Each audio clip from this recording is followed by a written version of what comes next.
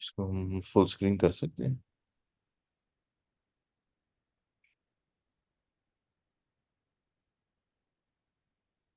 Full screen नजर आ रही है? हम्म। ठीक है। अच्छा, रेगुलराइजेशन जो है उसका भी टॉपिक वही है, ओवरफिटिंग वाला। ठीक है, तो अगर हम ओवरफिटिंग को रिवाइज करें सही। तो ओवरफिटिंग का कॉन्सेप्ट ये हम्म। है कि जी हमारा आप लोग बताओ ओवरफिटिंग क्या थी। ओवरफिटिंग में बेसिकली उसका जो जो डेटा हमने प्रोवाइड किया हुआ है,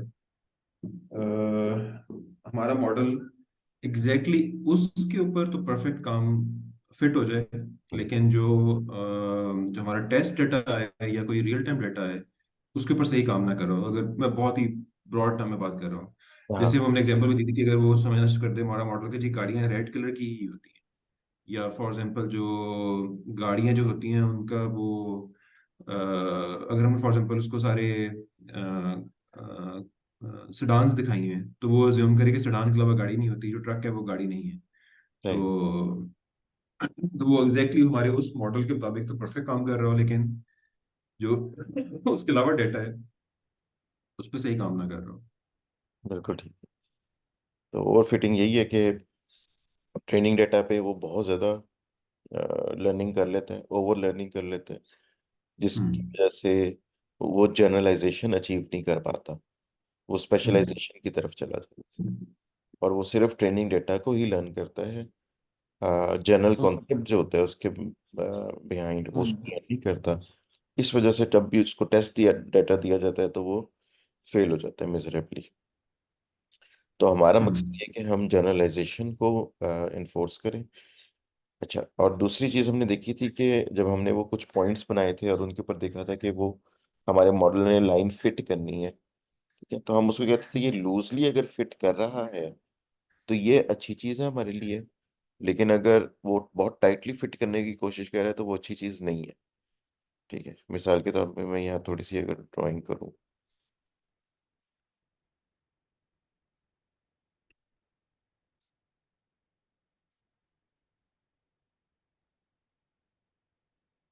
लेट्स से ये इस तरह के हमारे पॉइंट्स हैं, ये क्लियरली नज़र आ रहा है।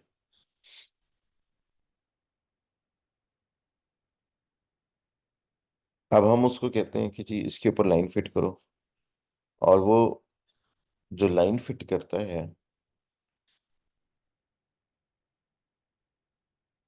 वो इस तरह की फिट करता है। ये नज़र आ रही है येलो लाइन?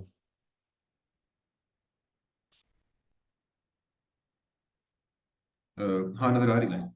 ठीक है, तो ये लाइन जो है ना, इस तरह की लाइन जब फिट होगी तो हमें पता लग जाएगा कि यार ये तो ट्रेनिंग डेटा के ऊपर बहुत ज़्यादा स्पेसिफिक हो रहा है और इंतहाई कॉम्प्लेक्स किस्म का इसने फंक्शन बना दिया है जिससे जनरल कॉन्सेप्ट आएगा ही नहीं। ठीक है, ये इसी तरह का है जब आप देखो कि कोई इफ है कंडीशन लगी हुई और उसके अंदर 10 कंडीशंस लगी हुई हैं और करके या एंड एंड करके, तो ऐसी इफ देखते ही पता लग जाता है कि यार कुछ गड़बड़ है। Why so many conditions?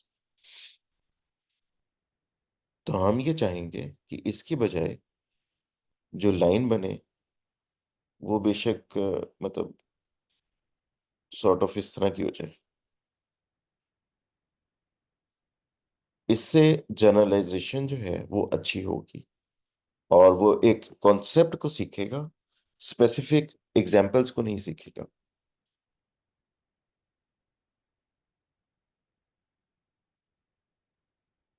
तो ये ओवरफिटिंग का है कॉन्सेप्ट।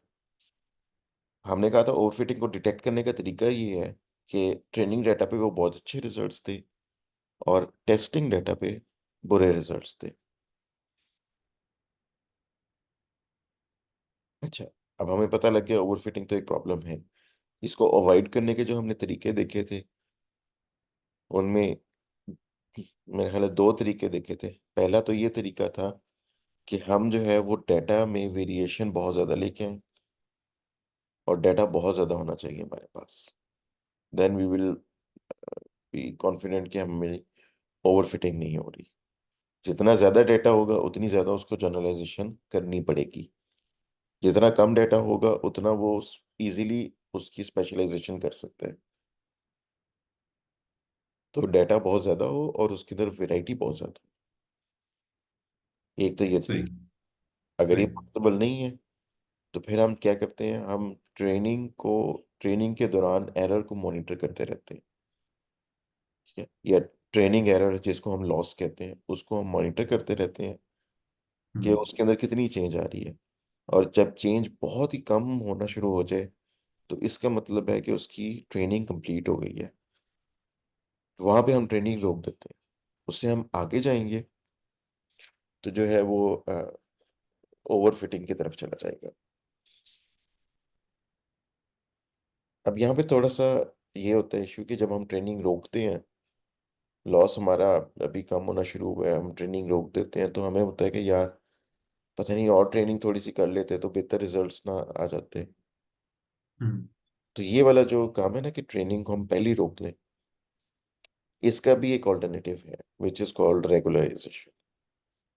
और रेगुलराइजेशन में हम ये करते हैं कि हम उसकी ट्रेनिंग में एक पेनल्टी फैक्टर ऐड कर देते हैं। सही। और वो पेनल्टी इस चीज की पेनल्टी होती है कि जो ये लाइन फिट कर रहा है ये कितनी कॉम्प्लेक्स है, उतनी ज्यादा पेनल्टी होगी। जितनी सिंपल लाइन होगी उतनी कम पेनल्टी होगी। हम्म। ये रेगुलराइजेशन का कॉन्सेप्ट है बेसिक। अब लाइन की कॉम्प्लेक्सिटी को डिनोट करने के बहुत सारे तरीके हैं। हम एक सिंपल तरीका देखेंगे और कॉम्प्लेक्स के ऊपर डिस्कशन कर लेंगे।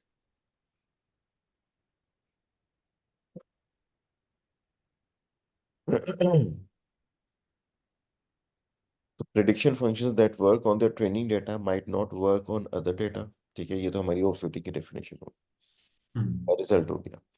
Minimising the training error is a reasonable thing to do, but it's possible to minimise it too well. यानी ट्रेनिंग के दौरान जो एरर है हम उसको बहुत ही ज्यादा कम कर सकते हैं, जरूरत से हम्म। ज्यादा, जो कि गलत हो जाएगा। If your function matches the training data well but is not learning general rules that will work for new data, this is called overfitting. तो ये तो होगी हमारी ओवरफिटिंग की डेफिनेशन। हम्म।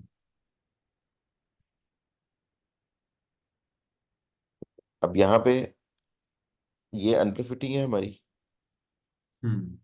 लेफ्ट साइड पे जो है, इसमें हम जो जो लाइन फिट की है उसमें दोनों तरफ जो है बहुत सारे सैंपल्स हैं। हम्म। और हमने एक नॉन लीनियर प्रॉब्लम पे एक लीनियर लाइन फिट करने की कोशिश की है, एक स्ट्रेट लाइन से इसको बनाने की कोशिश की है। हालांकि डेटा हमें बता रहा है कि यार ये स्ट्रेट लाइन वाला प्रॉब्लम नहीं है, हम नॉन लीनियर पे चले जाते हैं। हम्म। अब हम राइट मोस्ट पे आ जाते हैं। तो यहाँ पे जो लाइन फिट हो रही है वो तमाम सैंपल्स के दरमियान में से गुजर रही है, और ये बहुत कॉम्प्लेक्स लाइन बन रही है। हाँ। ठीक है, तो ये ओवरफिटिंग इसमें हो गई भी है। सही। अब यहाँ पे जो हमने एक कॉन्सेप्ट देखा था बायस का, और एक और कॉन्सेप्ट है वेरिएंस का। तो लेफ्ट साइड पे हम देख सकते हैं कि हाई बायस है। यानी बायस का मतलब ये है कि वो जो हमारा लाइन है वो बहुत दूर है टारगेट से, जहाँ पे उसको होना चाहिए। हम्म। और इस जगह पे हाई वेरिएंस है, यानी लाइन की अपनी जो कॉम्प्लेक्सिटी है वो बड़ी हैवी है। तो एक गुड कॉम्प्रोमाइज हमें इस तरीके से मिल सकता है कि हम ये सिंपल कर्व लें। हम्म। ठीक है, ना ये अंडर फिट है और ना ये ओवर फिट है। हम्म। इसकी ये लीनियर भी नहीं है, नॉन लीनियर है, पैराबोला टाइप हम्म। है, और ओवर कॉम्प्लेक्स भी नहीं है। इसके अंदर हम्म। एरर आ गया है as compare to right side वाला ग्राफ, लेकिन ये एरर ट्रेनिंग एरर है। और इस तरह की लाइन से हम वी कैन बी श्योर कि टेस्टिंग एरर भी इतना ही होगा। जबकि राइट साइड वाले में हम देखते हैं कि ट्रेनिंग एरर तो जीरो हो गया है, हम्म। टेस्टिंग एरर बहुत बड़ा आएगा। हम्म। अ, हाँ। मैं क्वेश्चन पूछ लूँ या अभी वेट करूँ? हाँ, कुछ कुछ। अच्छा, इसमें और ओवरफिटिंग में क्या फर्क है? ये ओवरफिटिंग ही दिखा रहे नहीं, ये बेसिकली ओवरफिटिंग है, इसमें कोई हैं। हाँ, ओवरफिटिंग। सही। ओवरफिटिंग का थ्योरेटिकल कॉन्सेप्ट बता रहे हैं कि ओवरफिटिंग होती कैसे है। सही। अच्छा, एक और चीज ये है कि जैसे हम लोग बात करते हैं जो थोड़ा कॉम्प्लेक्स डाटा, जिसमें हम इसमें तो हम देख रहे हैं कि हमारे पास जो डाटा पॉइंट्स हैं वो तकरीबन कोई 10-15 हैं। हम्म। और लेकिन जैसे हम एक ज़्यादा बड़े डाटा की या ज़्यादा कॉम्प्लेक्स डाटा की बात करते हैं, जैसे हम लोग मैं उसको डिस्कस नहीं करना चाह रहा, लेकिन एक जनरली मैं बात कर रहा हूँ हम्म। कि जैसे ओपन एआई है, ओपन एआई की हम सुनते हैं कि उसके बिलियंस ऑफ वेट्स हैं उसमें, उस मॉडल में। हम्म। और तो वो क्या, जो हम लोग राइट मोड साइड पे देख रहे हैं ओवरफिटिंग वाला ग्राफ, वो हम्म। तकरीबन यही काम नहीं कर रहा? नहीं, उसमें वेट्स इसलिए हैं क्योंकि वो उसकी डायमेंशंस बहुत हैं डेटा की। डायमेंशन बहुत। बहुत ज्यादा है। डेटा बहुत हाई डायमेंशनल है, इसलिए ज्यादा वेट्स चाहिए होते हैं जो कि उसको लर्न करते हैं। और दूसरा इशू ये भी होता है कि वो सिर्फ न्यूरल नेटवर्क नहीं होता, उसके अंदर प्री प्रोसेसिंग की भी कुछ लेयर्स होती हैं जो कि हम डीप लर्निंग में देखेंगे। तो उनके भी पैरामीटर्स बीच में शामिल होते हैं। तो उसमें भी उसको भी जो कंट्रोल किया जाता है कि ओवरफिटिंग ना हो उसमें भी, तो वो भी रेगुलराइजेशन के जरिए करते हैं। जब हमारे पास रेगुलराइजेशन हो ना, तो हम्म। अगर हमारी ट्रेनिंग ऊपर भी निकल गई है तो हमें कोई डर नहीं होता कि ओवरफिटिंग हो जाएगी। रेगुलराइजेशन उसको कंट्रोल में रखती है, जितना मर्जी हम ओवर ट्रेनिंग करते जाए। हम्म। तो इसलिए ये कॉन्सेप्ट जरा मजे का है, इंटरेस्टिंग है। हम्म। सही। सही। बाकी ये कि उसमें क्योंकि उसने लर्न बहुत ज़्यादा कॉन्सेप्ट्स करने होते हैं, तो फिर उसके लिहाज हम्म। से कॉरिस्पॉन्डिंग न्यूरॉन्स भी बहुत ज़्यादा हो जाती हैं, और लेयर्स भी बहुत ज़्यादा हो जाती हैं, कि 15-20 लेयर्स हो जाती हैं। तो हर लेयर के हम्म। अपने वेट्स और फिर न्यूरॉन्स और फिर वो प्री प्रोसेसिंग, वो सारी चीज़ें मिला के इतने सारे पैरामीटर्स बन जाते हैं। सही। सही। हम्म। ठीक है। अच्छा। अब ये एग्जांपल है उसकी, लैंग्वेज की एग्जांपल है। Suppose you are a search engine and you build a classifier. मैं क्लियर कर लेता हूँ चीज़ें।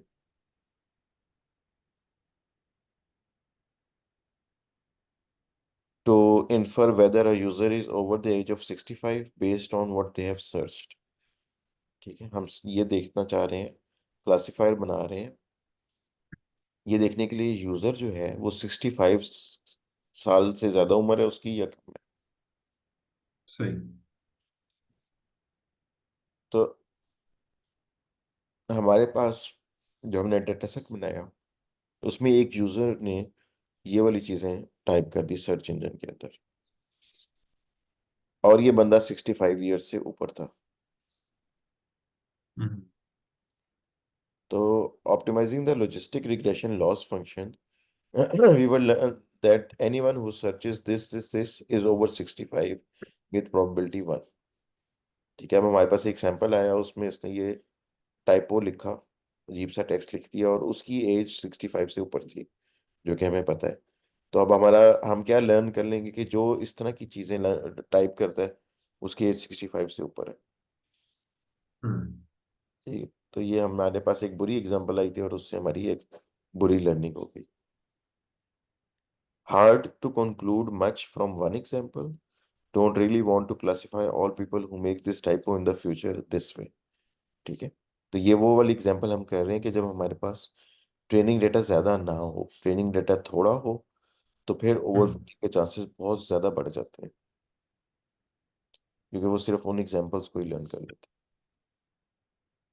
ये लॉजिस्टिक रिग्रेशन ये भी एक भूल गई। क्लासिफायर ही है, न्यूरल नेटवर्क जैसा ही है। अच्छा, सही। ये अब इतना ज्यादा यूज नहीं होता, तो इसलिए हम इसको पढ़ भी नहीं रहे। सही, सही, ठीक है।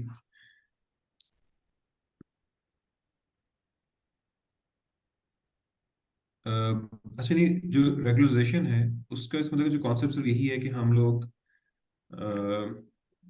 पेनल्टी ऐड कर दें अगर हमारा जो लॉस है वो बहुत कम हो रहा है। यानी उसमें वेरिएशन, उसमें जो जो एरर की रिडक्शन में गेन है वो बहुत कम हो रहा है। नहीं, ये तो हम मैनुअली करते हैं ना, ओवरफिटिंग से बचाने के लिए। सही। रेगुलराइजेशन में हम पेनल्टी ऐड करेंगे कि वो जो लाइन फिट कर रहे हैं वो कितनी कॉम्प्लेक्स है। तो अब हम देखेंगे कि उस लाइन की कॉम्प्लेक्सिटी को डिफाइन करने के क्या तरीके होते सही।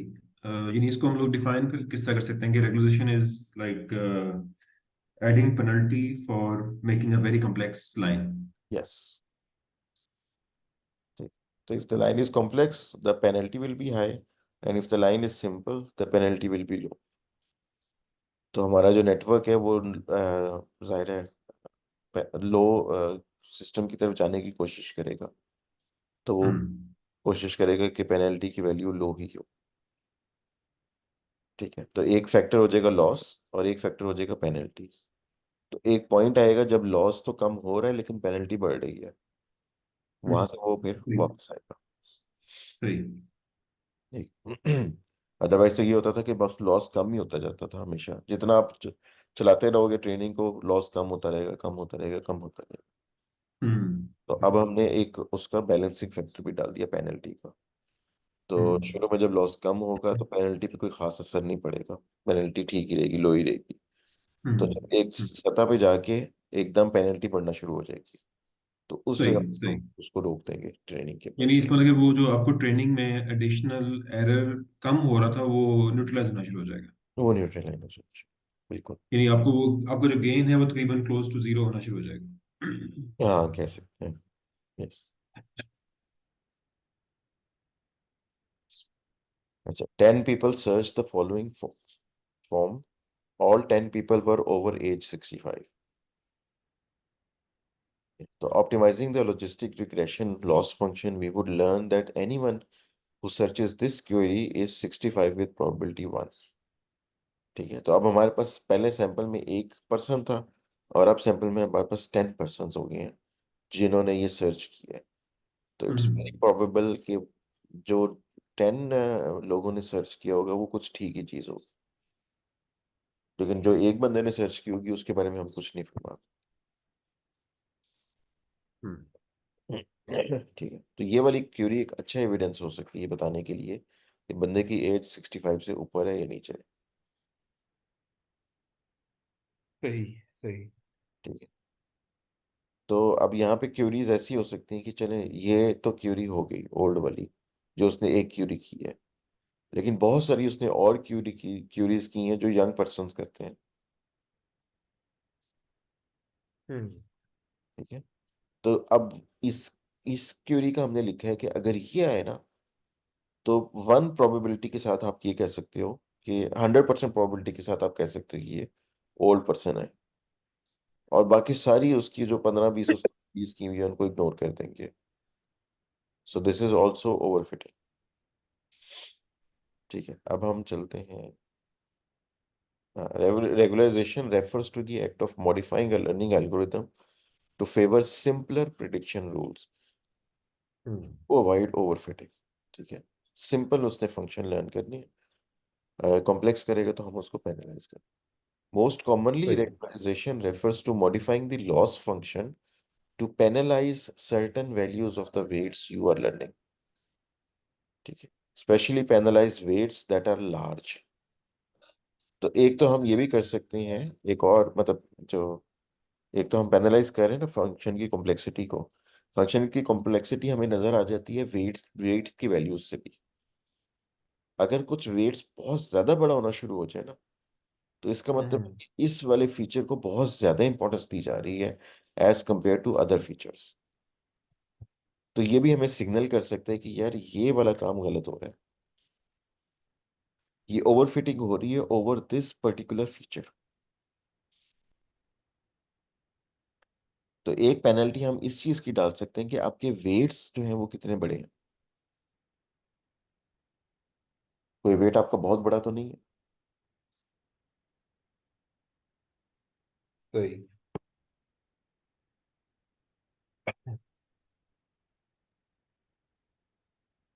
सो लेकिन वेट तो उस केस में भी एक बहुत बड़ा हो सकता है कि अगर हमारी फॉर एग्जांपल जो एक फीचर है वो बहुत कोर फीचर है, जैसे हमने हमेशा बात करते हैं वो बैंक लोन की बात करते हैं और सैलरी की बात करते हैं। हम्म। जो सैलरी है उसमें ऑफ कोर्स एक बहुत अगर वो स्टेप क्रॉस करेगा तो फिर नेक्स्ट बात होगी। हाँ, तो अ, देखो उसमें अगर हम ये कहते हैं ना कि इसकी इंपॉर्टेंस बाकियों से डबल है, हम्म तो इट मेक्स सेंस। अगर हम ये कहें हम्म कि इसकी इंपॉर्टेंस दूसरों से 10 टाइम्स है, हम्म तो फिर हम सिर्फ उसी फैक्टर पे इफ लगा के हम रिजल्ट निकाल लेते हैं हम्म कि बाकी तो फिर जितनी मर्जी मेहनत कर लें इससे compete ही नहीं कर सकते, इसकी वैल्यू 10 टाइम्स है। हम्म तो ज्यादा इंपॉर्टेंस होनी चाहिए, लेकिन कितनी ज्यादा होनी चाहिए, दैट ऑल्सो मैटर्स। तो डबल तक हो जाए चलो, ट्रिपल तक हो जाए फाइन, लेकिन हम हम्म 10 गुना 15 गुना 20 गुना जब कर रहे हैं, तो दैट इज नॉट नॉर्मल। हम्म हम्म, फिर या सही तो वो सही। हमें एक इफ कंडीशन लगा देनी चाहिए उस फीचर पे, क्योंकि वही डिसाइडिंग फैक्टर है, या फिर ओवरफिटिंग को कर रहा है मॉडल उस फीचर के बारे में।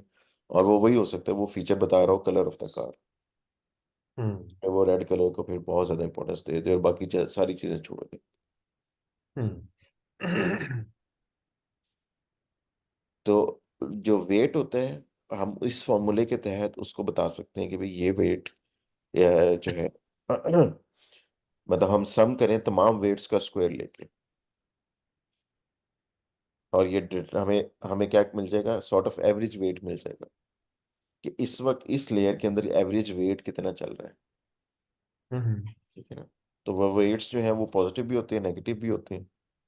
हम्म, हम क्या करेंगे, उनको स्क्वायर करके सम करेंगे और स्क्वायर रूट ले लेंगे ताकि वो नेगेटिव साइन रिमूव हो जाए। सही। हमें वेट का मैग्नीट्यूड चाहिए। हम्म ठीक है, तो इसको हम एक फैंसी सा वर्ड कहते हैं L2 नॉर्म।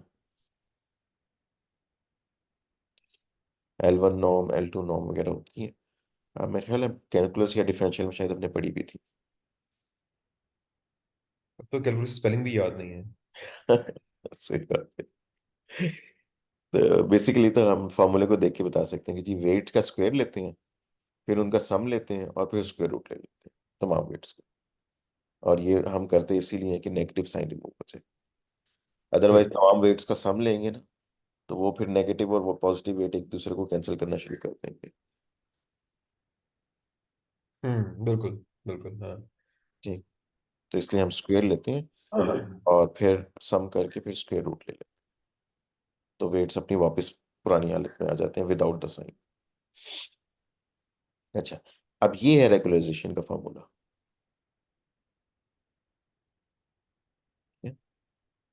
इसमें जो LW है ये हमारा लॉस है। ठीक है, और ये हम पहले सिर्फ लॉस की बेसिस पे चल रहे थे, और अब हम चल रहे हैं किस बेसिस पे, वेट्स की बेसिस पे भी। ठीक है, वेट्स का स्क्वायर रख लो, और इसका अगर हम स्क्वायर रूट लेना तो ये भी कर सकते हैं। ठीक है, अभी ये लेस देन अ मिनट रह गया, ये खत्म हो जाएगा ना, तो फिर अब सर आप अपने जूम का शेयर कर देना। चलो ठीक है, सही है, कर देता हूँ बल्कि शेयर। हाँ, तो अब हम ये मीटिंग एंड करके नेक्स्ट मीटिंग में फिर हम इस फॉर्मूले पे बहस करते हैं ठीक रेगुलेशन। है, मैं लिंक शेयर करता हूँ। चलो।